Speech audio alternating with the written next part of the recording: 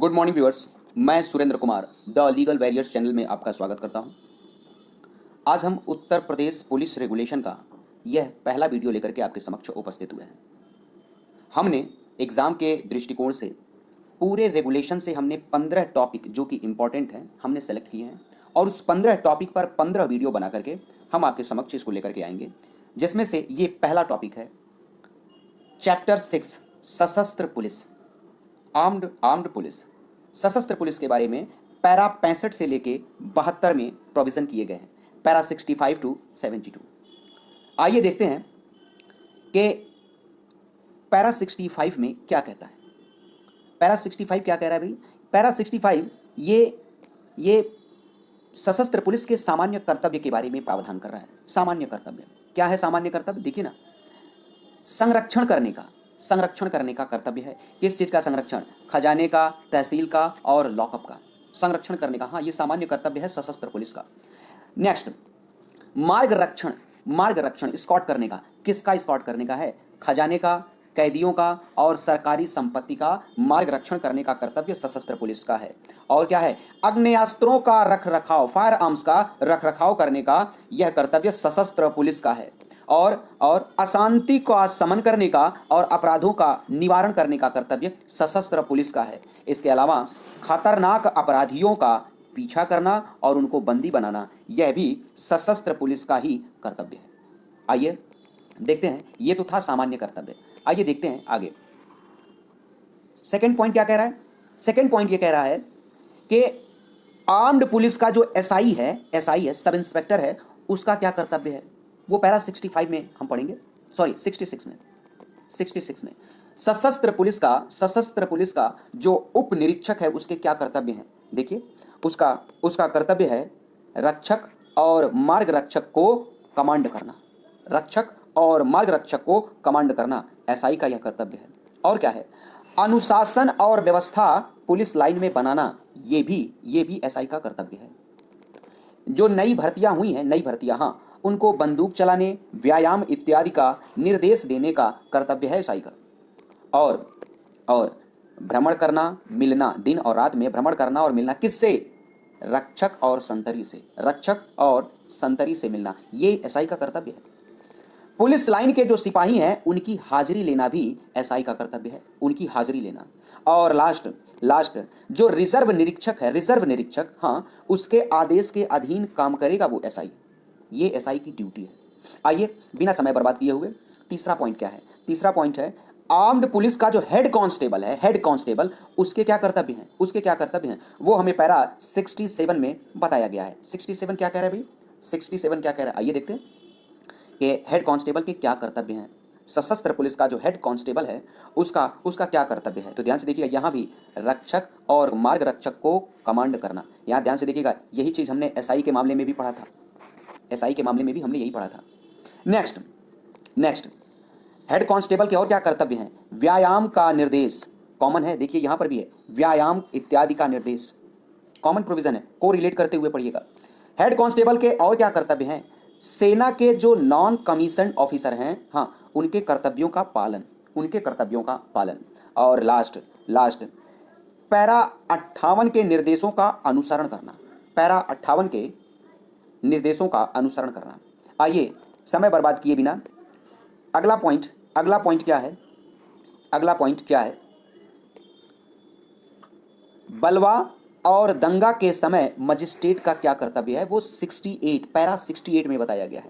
क्या कर्तव्य है भाई मजिस्ट्रेट के? जरा देख लेते हैं। बलवा और दंगा के समय, बहुत अच्छी बात है, इस समय छोटे अधिकारियों को सीधे आदेश नहीं करना चाहिए, ये मजिस्ट्रेट का कर्तव्य है।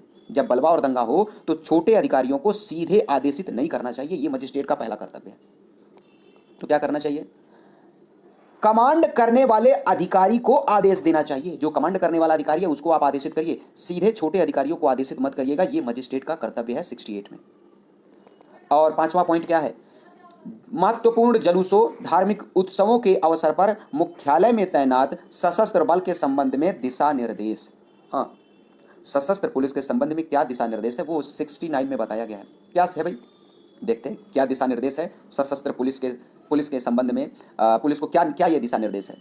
पहला निर्देश है कि समस्त पुलिस व्यवस्था के लिए सामान्यतः एसपी साहब उत्तरदायी होंगे। समस्त पुलिस व्यवस्था के लिए सामान्यतः एसपी साहब उत्तरदायी होंगे। नेक्स्ट नेक्स्ट एसपी का कर्तव्य है, क्या है एसपी का कर्तव्य, कि वह उत्तरदायी और सक्षम अधिकारियों को कमांड और निर्देश के लिए अधिकृत करे, ये एसपी का कर्तव्य है।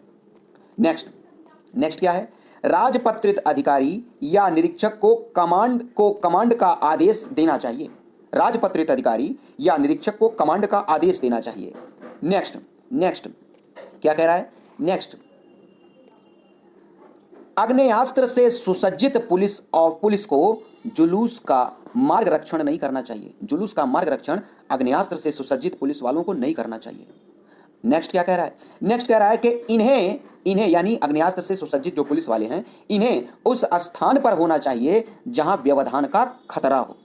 नेक्स्ट इन्हें जुलूस के आगे पीछे गतिशील टुकड़ी के रूप में रखा जाना चाहिए। जुलूस के आगे पीछे गतिशील टुकड़ी के रूप में रखा जाना चाहिए। नेक्स्ट आग्नेयास्त्र से सुसज्जित सशस्त्र पुलिस को, आर्म्ड पुलिस को रेगुलर पुलिस के रूप में प्रतिनियुक्त करना चाहिए। रेगुलर पुलिस के रूप में प्रतिनियुक्त करना चाहिए। नेक्स्ट पॉइंट क्या कहता है, नेक्स्ट पॉइंट पैरा 70 कह रहा है कि पुलिस बल के द्वारा भीड़ पर बल प्रयोग हेतु निर्देश। भीड़ पर पुलिस बल के द्वारा बल प्रयोग हेतु क्या निर्देश है, आइए देखते हैं। विधिक प्राधिकारी कह रहा है कि सीआरपीसी के चैप्टर 5 और चैप्टर 10 में ये जो सेक्शन 46 और 49 है और चैप्टर 10 में सेक्शन 129 का सब सेक्शन 1 और 2 है, वो जहां तक हो एप्लीकेबल होगा। आप भीड़ पर बल प्रयोग करने जा रहे हैं तो सीआरपीसी के ये प्रोविजन अट्रैक्ट होंगे। और ध्यान से सुनिएगा, थाने का भार साधक अधिकारी, officer in-charge of police station, हाँ थाने का भार साधक अधिकारी या हायर रैंक का कोई पुलिस ऑफिसर मजिस्ट्रेट के प्राधिकार के अधीन ही कार्य करेगा। मजिस्ट्रेट के प्राधिकार के अधीन ही काम करेगा। आइए नेक्स्ट पॉइंट क्या है भाई, नेक्स्ट पॉइंट क्या है, आइए कह रहा है कि मजिस्ट्रेट की उपस्थिति सुनिश्चित होने पर या न होने पर कार्यवाही। मजिस्ट्रेट की उपस्थिति है या नहीं है तब कार्यवाही कैसे की जाएगी। देखिए कह रहा है कि मजिस्ट्रेट उपस्थित है या संपर्क संभव है, तो एक बात ध्यान से सुनिएगा, मजिस्ट्रेट के आदेश के बिना ना तो बिखर जाने का आदेश दिया जाएगा ना तो बल प्रयोग का आदेश दिया जाएगा। यदि मजिस्ट्रेट उपस्थित है और संपर्क हो सकता है तो मजिस्ट्रेट के आदेश के बिना बिखर जाने का और बल प्रयोग किए जाने का आदेश नहीं दिया जाएगा।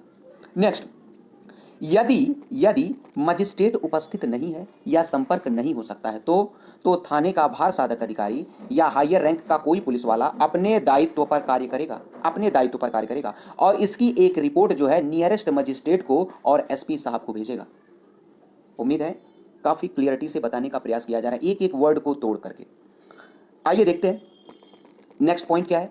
नेक्स्ट पॉइंट है बल के प्रयोग के संबंध में मुख्य सिद्धांत। क्या मुख्य सिद्धांत है भाई, बल के प्रयोग के संबंध में क्या मुख्य सिद्धांत है। देखिए जनरल सी बातें हैं, पहले आप जो है उस भीड़ को तितर बितर हो जाने का आदेश दीजिएगा, तितर बितर नहीं होता है तभी आप बल प्रयोग करिएगा। बल प्रयोग करने के लिए हमेशा ध्यान में रहिएगा कि वह मजिस्ट्रेट के नियंत्रण के अधीन बल प्रयोग होना चाहिए। अगर मजिस्ट्रेट की उपस्थिति नहीं संभव हो पा रही है या उससे संपर्क नहीं हो पा रहा है तो थाने का भार साधक अधिकारी या हायर रैंक का कोई पुलिस वाला बल प्रयोग कर सकता है, लेकिन इसकी रिपोर्ट वो निकटतम मजिस्ट्रेट को या एसपी साहब को देगा। क्लियर। नेक्स्ट पॉइंट क्या कहता है भाई, नेक्स्ट पॉइंट क्या कह रहा है। नेक्स्ट पॉइंट है आग्नेयास्त्रों के प्रयोग के संबंध में नियम है, डी पॉइंट नियम। आग्नेयास्त्रों के प्रयोग के संबंध में नियम। आग्नेयास्त्रों का प्रयोग करना है तो उसके बारे में कुछ नियम बताए गए हैं। आप जब भी प्रयोग करिएगा, आप फायर आर्म्स का जब भी आप प्रयोग करिएगा तो मजिस्ट्रेट के संपर्क में होना चाहिए, उसके आदेश के अधीन होना चाहिए और जहां तक हो मिनिमम बल का प्रयोग करिएगा, उससे ज़्यादा बल का प्रयोग मत करिएगा। नेक्स्ट पॉइंट क्या कहता है, नेक्स्ट पॉइंट कहता है विस्तृत निर्देश। किस चीज़ के लिए भाई, आग्नेयास्त्रों के उपयोग की दशा में पुलिस ऑफिसर के मार्गदर्शन के लिए। कोई पुलिस वाला आग्नेयास्त्र का प्रयोग करने जा रहा है तो उसके लिए विस्तृत निर्देश दिया गया है नीचे। क्या है भाई निर्देश, सेम चीज़ें हैं। आप जहां तक हो सके मजिस्ट्रेट के आदेश के अधीन जो है फायर आर्म्स का प्रयोग करिएगा और जहां तक हो सके कम से कम क्षतिकारित हो, और यदि भीड़ तितर बितर हो जाती है तो आप आग्नेयास्त्र का प्रयोग मत करिएगा, वहीं पर रुक जाइएगा।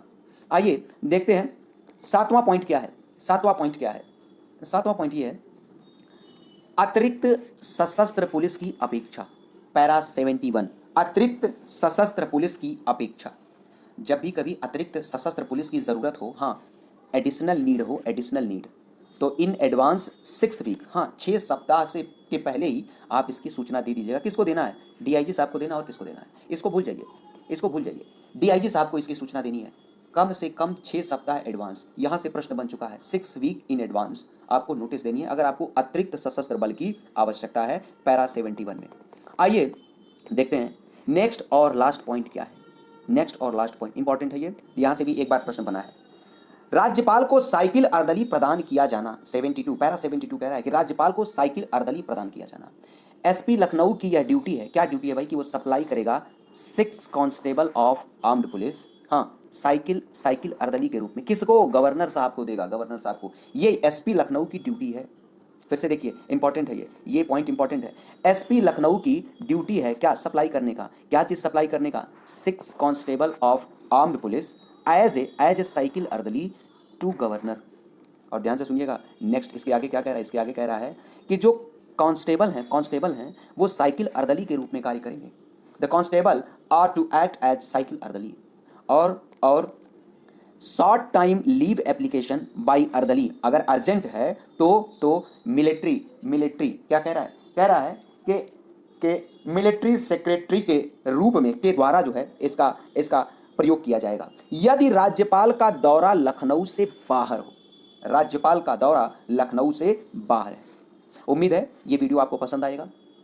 किसी भी प्रकार का कोई सुझाव है तो आप जरूर कमेंट कर सकते हैं। आपके सुझाव का हमें इंतजार रहेगा। धन्यवाद।